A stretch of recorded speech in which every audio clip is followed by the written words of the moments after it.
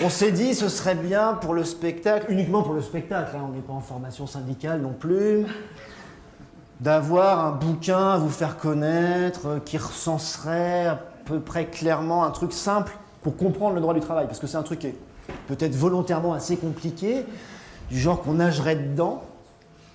Et donc on en a cherché un, on a pas mal cherché, et puis on en a trouvé un qu'on trouve assez pratique.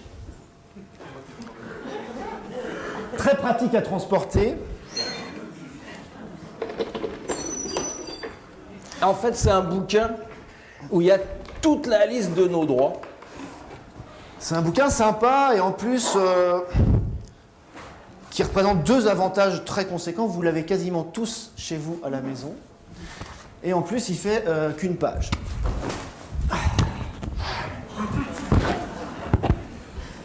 Alors, c'est le seul livre où on lit uniquement directement la fin. Et où on a en gros rien à battre de tout ce qu'il y a avant. Messieurs, la fiche de paye. Ouais. Mesdames, le bulletin de salaire.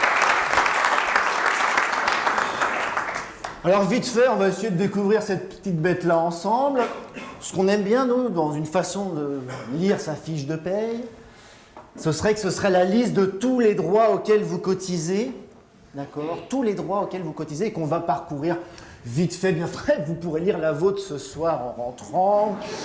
Mesdames et messieurs, du haut de cette fiche de paye, un siècle de bagarre vous contemple. On va commencer par un truc assez simple. Donc c'est la mienne, hein, novembre 2009. Combien je gagne? Hein?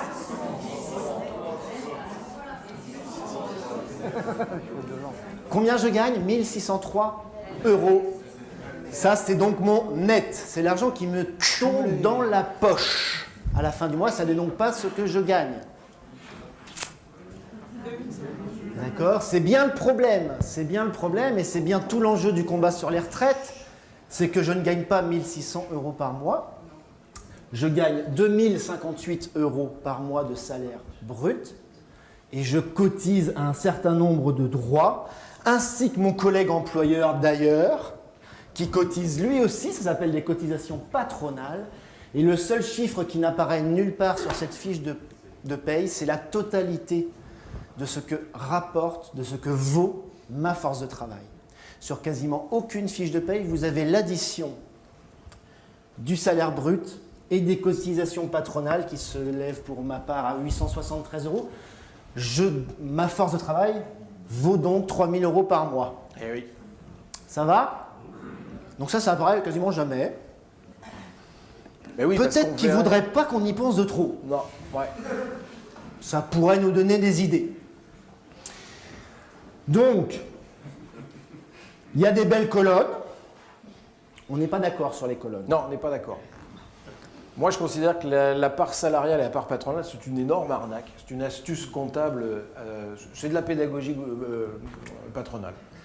Je veux dire, vous comprenez bien que ça ne sort pas de notre poche. C'est complètement idiot. Je veux dire, c'est le patron qui paye la totalité du truc. Mais on fait comme si il nous donnait ça puis qu'on lui rendait. Vous voyez? Comme ça, on a l'impression de participer un peu. En réalité, il y a du salaire direct, c'est celui qu'il nous donne, et il y a du salaire indirect, c'est celui qu'on lui oblige à donner à des gens qui ne travaillent plus.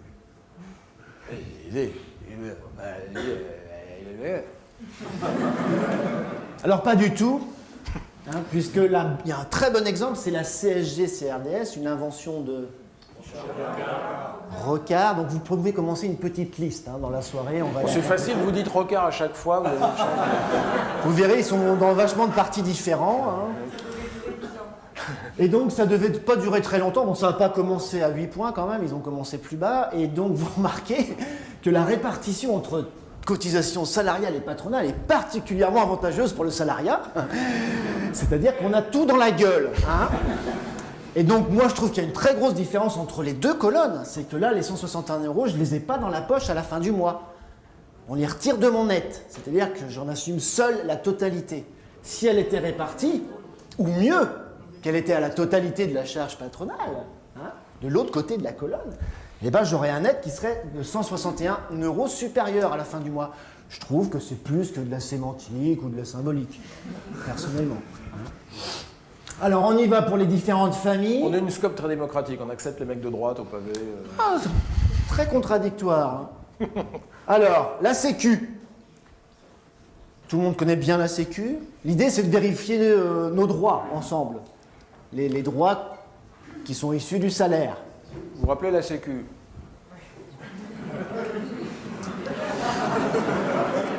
Vous savez qu'elle était unique au début. Il y en a qui connaissent cette histoire. Non? Ah ben, à la Libération, le patronat ayant massivement collaboré, ayant dès 1932 les grandes entreprises nationales françaises, Schneider, etc., les banques ayant négocié avec Hitler cette défaite qui n'est tout sauf une défaite militaire, etc. Enfin, je veux dire, le patronat ayant collaboré massivement, il a juste à fermer sa gueule. Et en 1945, on arrache tout ça, tout. Et on arrache notamment la sécurité sociale, c'est-à-dire l'assurance contre tous les risques de la vie. Tous les risques de la vie. On est limite dans un État socialiste. Et c'est une caisse unique. Elle n'est pas encore découpée en différentes branches. Ça va être le début de la destruction du système. C'est une caisse unique contre tous les risques de la vie. Mais attendez, vous avez un patronat qui a juste le droit de se taire et vous avez un parti communiste à 24% qui est armé. Et attendez, là on a un PC à 1,9. Mais je veux dire, actuellement, dans la bagarre sur les retraites, on aurait un parti communiste armé à 24%, elle aurait une autre gueule, la discussion sur les retraites, tu vois. Tu as 24% de communistes, tu vois, on touche pas aux retraites. Non, on touche pas, c'est bon, c'est bon. On peut même les descendre à 58 ans si vous voulez, il n'y a aucun problème. Ça s'appelle un rapport de force. Vous voyez? C'est comme quand Sarkozy nous dit qu'il veut moraliser le capitalisme, il dit c'est fou de notre gueule. Il nous prend pour des bacs à douche, quoi. Je veux dire, la nature du capitalisme, c'est de la prédation, d'accord?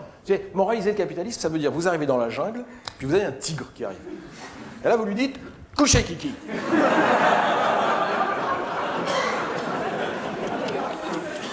C'est le tigre, il recule si t'es sur un éléphant avec un pétard comme ça et un parti communiste à 24%. Tu vois, Donc l'assurance maladie. Attends. Vous savez combien d'attaques a connu la sécurité sociale depuis qu'elle est créée? Combien de destructions, de rognages, de détricotages? Combien? Oh, ce serait tranquille, ça ferait une cinquantaine. Ça ferait que 50. 88. Vous savez à quand remonte la notion de trou de la Sécu? Vous savez, le trou de la Sécu. 80, 81, 76, 47. La première fois qu'on parle du trou de la Sécu, 1947. Donc c'est un truc un peu usé, quoi. Ah, il marche toujours. Alors maintenant, ils mettent abyssal à côté, ça fait le trou de la sécurité. Abyssal de la sécurité sociale, mais bon, ça tient quand même encore la route, mais bon, ils nous l'attaquent. Alors comment ils nous l'attaquent? D'abord, ils nous l'ont divisé en branches, donc, d'accord? On cotise donc séparément à chacune de ces branches. L'assurance maladie, ça tout le monde voit à peu près, médecins, médicaments, hôpitaux. Donc évidemment, ça attaque dur, ça fait pas mal de temps, puisqu'on enlève les médicaments, de moins en moins, pas tous, pas plus ceux-là. Et puis surtout, il y a vraiment une attaque spéciale en direction des classes populaires, puisque avec leur putain de 1 euro par visite là, et de 50 centimes par boîte de médicaments, vous ne pensez pas que ce n'est pas des classes moyennes comme moi qui allons être gênées le plus. D'accord? Donc les classes moyennes laissent passer. Ceux que ça vise vraiment, c'est les gens qui seraient susceptibles de réellement défendre la sécurité sociale, parce qu'eux en ont vraiment besoin. Ce n'est pas les riches qui ont besoin de la sécu. Ils pourront toujours se payer le médecin, il n'y a pas de problème. Donc c'est pas mal comme attaque, tu vois, c'est bien visé ce truc-là. Ça passe comme une lettre à la poste et ça fait vraiment du dégât. Parce que tous ceux qui n'ont pas la CNU, donc qui n'ont déjà pas de poste payé une mutuelle, ils ne vont plus pouvoir aller aux soins. Et là, ils auront gagné. Parce que si on ne défend pas les droits qu'on a, on voit bien déjà comment ils sont bien lancés. Hein. Donc ça, c'est la maladie. Donc la totalité du personnel hospitalier en France est payée sur cette ligne. La totalité du personnel hospitalier. Quand Sarkozy arrive au Guilvinec et qu'il dit « je vous enlève des charges sociales », on ferme l'hôpital de Carré dans les mois qui suivent. Et les marins disent « on a gagné, on n'a plus de charges sociales ». voudrais qu'ils aient besoin d'aller à l'hosto. L'assurance vieillesse. Donc ça, c'est la Sécu, c'est la branche retraite de la Sécu, d'accord? On va y venir tout à l'heure. On va y passer un petit peu de temps tout à l'heure. Donc, juste remarquez un petit peu les sommes. Hein. 137 € pour le salarié, 204 € pour l'employeur. Donc là, on a déjà 340 quasiment. Et on a aussi la retraite complémentaire. Je fais un petit saut dans la fiche de paye. La retraite complémentaire, Arco, enfin, Ircantec si vous bossez pour l'État, tout ça. Hop, alors là, j'ai 78 € et 117 €. Tous les mois. 500 € tous les mois. Je dégage 3 000 € de salaire. Sur l'ensemble de ces 3 000 €, il y a 500 € qui financent les retraites. D'accord? C'est pour ça que ça marche. Enfin, on va y revenir tout à l'heure. Alors, les allocations familiales. Ah! Tout le monde voit ce que c'est, les CAF, les caisses d'allocations familiales. D'après vous, combien de droits, combien d'allocations différentes existent-ils et auxquelles vous avez droit? Est-ce que vous pouvez dire un chiffre? Combien d'allocs à la CAF? Combien d'allocs différentes? Qu'est-ce que vous connaissez? Le logement. Parents isolés, ça n'existe plus mais c'était remplacé. Le RSA, c'est un revenu de solidarité active. Yes. Les handicapés, ça fait 4. Ouais. Les allocations pour les enfants, donc quand on a 2, 3, ok. Il y en a 5. Donc il y en a 27. 27? Si vous en connaissez que 5, il y en a 21 que vous n'allez pas utiliser. Donc vous allez sur le site de la CAF et vous regardez tous les droits qui existent.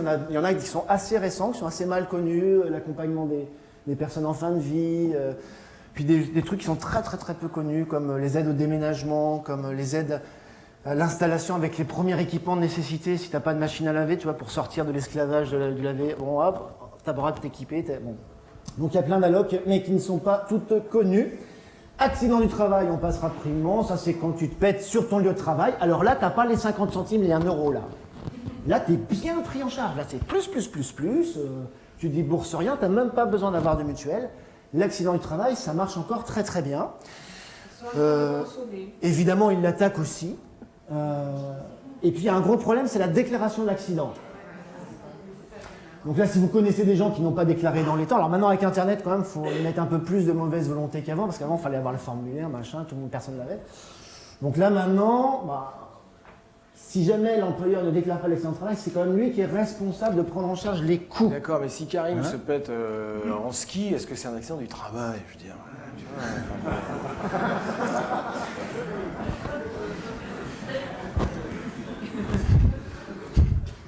Solidarité personnes âgées. Alors celui-là, on l'aime bien. C'est le préféré de Gaël. Ah non, c'est la réduction de filles ton préféré. Solidarité personnes âgées, donc c'est la nouvelle branche dépendance qu'ils ont tout de suite commencé à attaquer avant d'avoir fini de l'installer. Donc c'est la saloperie du lundi de Pentecôte, hein, pour que tout le monde suive, d'accord.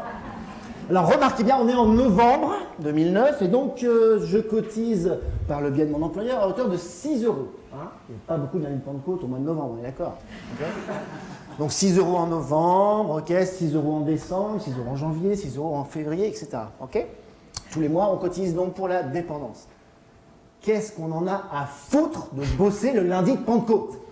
Ça change quoi, puisqu'on a cotisé toute l'année? Ok? Rien.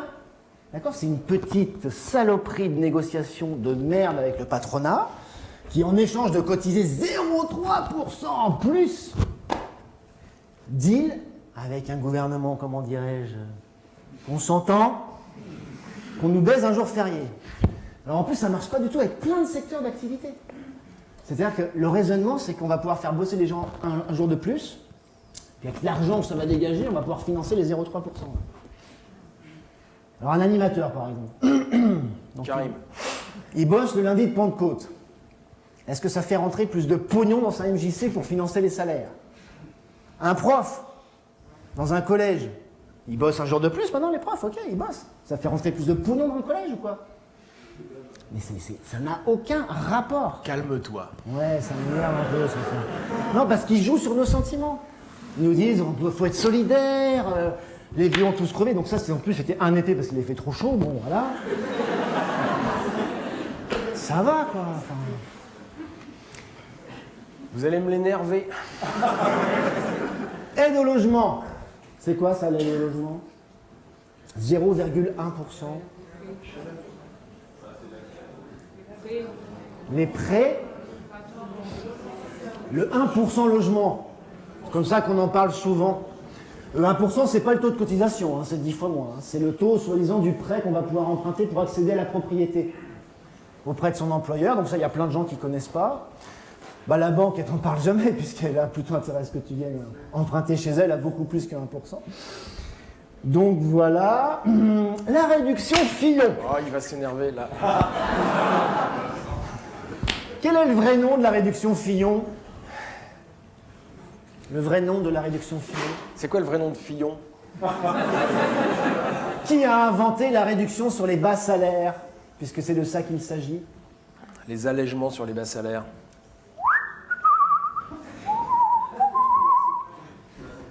Martine Aubry. Bien. Petite liste. Donc Aubry, elle lance les abattements sur les bas salaires, les allègements sur les bas salaires, et donc le principe est complètement con. Ça, c'est vraiment un trou à salaire, mais ça marche trop bien. Si tu es près du SMIC, mon gars, plus tu es près du SMIC, plus le patron, il a une aide sur toutes les cotisations de sécu qu'on vient de voir. D'accord? Moi, je touche 2058 € de salaire brut. J'ai encore une aide de 39 € par mois qu'on enlève de ce que doit cotiser mon employeur pour lui soulager un petit peu puisqu'il a des bas salaires. Déjà, voilà le raisonnement. Alors, deux conséquences assez rapides.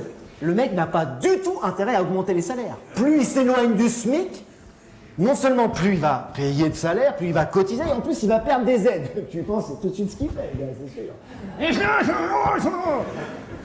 Pour un employé à Auchan, à Carrefour, à ce que vous voulez, un smicard, par employé, ça représente 249 € d'allègement pour Carrefour.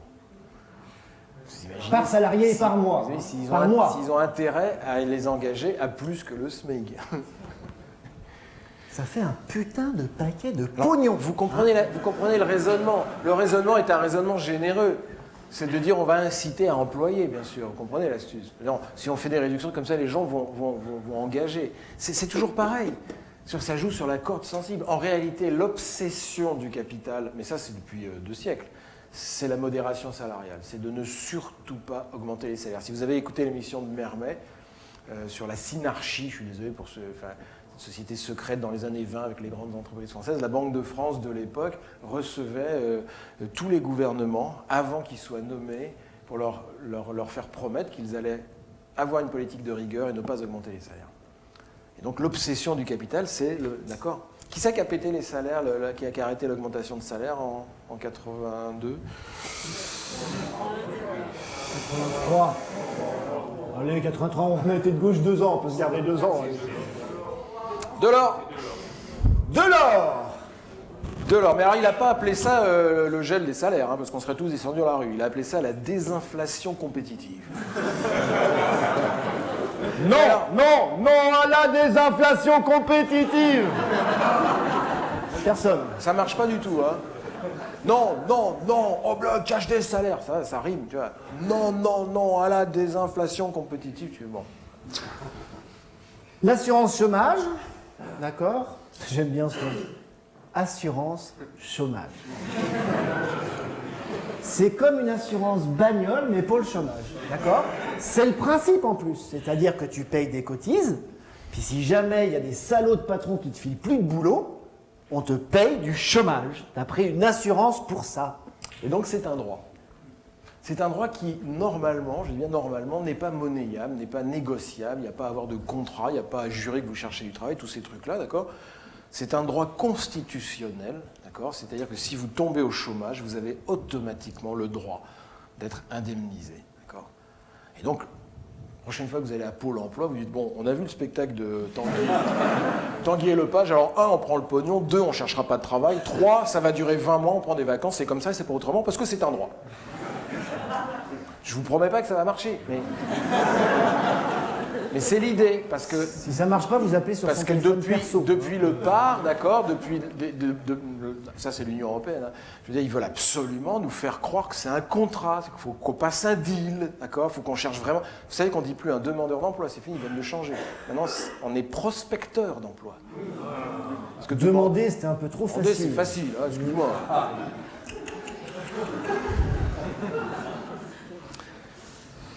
Et donc là, il l'attaque celui-là. Hein. Il l'attaque sévère, ça fait vraiment un moment que ça dure. Donc là, il y a eu les 3 offres qu'on ne peut pas refuser.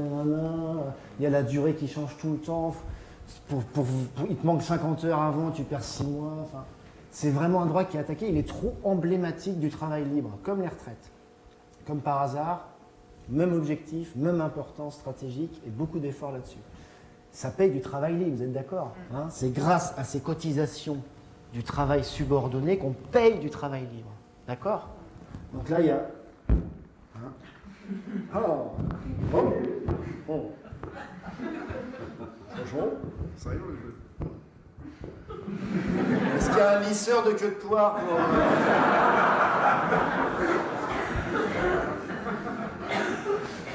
Alors, FNGS. Il y en a une là, je sais pas, elle a bossé, elle connaît son truc, je vais vous dire, elle doit être à la CGT ou un truc comme ça. Fonds national de garantie des salaires, ils en ont rien à foutre, mais rien. Ils regardent juste le résultat à la fin. C'est un droit qui est quand même pas mal, c'est quand ta boîte se plante la gueule et qu'elle dépose le bilan, ça permet, avec un fonds national de garantie des salaires, de payer les derniers salaires, les primes de licenciement, etc. Elle a quadruplé en un an. Peut-être un petit indice, là. Je sais pas, donc... Ok. La retraite complémentaire, on en a déjà parlé. La prévoyance, c'est un des derniers droits qui s'est vraiment répandu dans quasiment toutes les conventions collectives. La prévoyance, c'est en cas de coup dur, tu reçois une grosse somme d'argent, si tu as un décès, incapacité physique, etc., prime orphelin, enfin des trucs assez gais comme ça. Et qui représentent des sommes assez colossales d'argent, hein, en général 24 mois de salaire, 36 mois de salaire. Enfin, faut mourir quand même. Hein. Non, des fois ça peut être le conjoint. Ah, ça c'est bien. Ah, c'est pas mal. Ah oui, il faut être marié. Ah bah, faut être pas marié. Juste. Faut être marié et il faut lui faire croire que les champignons qu'on accueillit. Pareil, hein, si l'employeur ne cotise pas au système de prévoyance qui est prévu par votre convention collective, il est quand même obligé de payer cette fameuse somme de 36 mois de salaire, par exemple, sur ses propres fonds. Hein. Si vous connaissez quelqu'un, un petit coup de fil syndical s'impose. La taxe d'apprentissage, c'est pour financer principalement les centres des apprentis. Ok. Et la formation professionnelle, ça, c'en est un qui est pas mal attaqué aussi. La formation professionnelle, c'est le droit d'aller se former tout au long de sa vie maintenant pour pouvoir s'adapter à... Vas-y, termine. Tu veux qu'on coupe Non, c'est bon. Tu veux changer la cassette maintenant? Ah, vas-y, détends-toi. Vas-y, change la cassette, change la cassette. Mesdames, messieurs, c'est un type qui arrive au paradis. Xavier, change la cassette.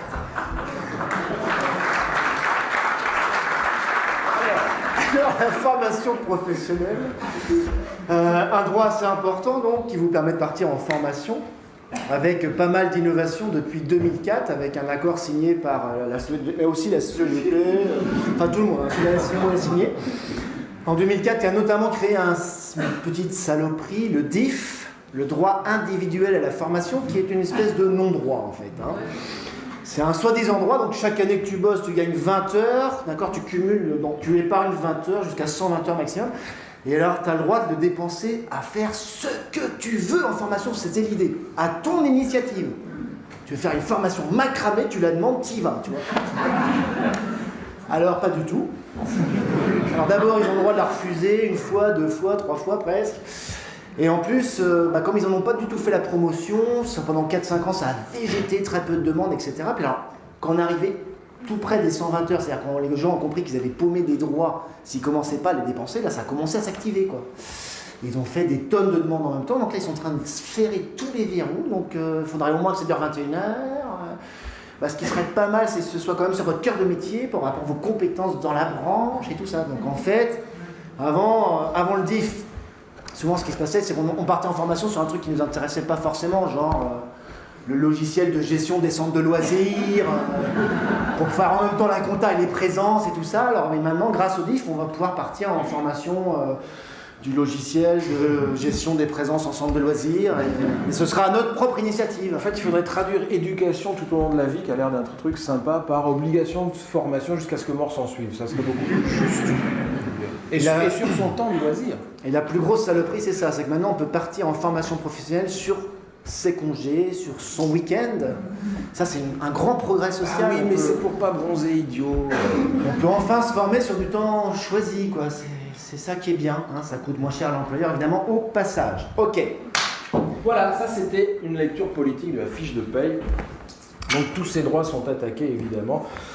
Mais voilà, il a fallu batailler ferme pendant des décennies et des décennies pour arracher ça. Alors justement, on vous propose un peu d'en débattre maintenant. Et après, on fait l'entracte.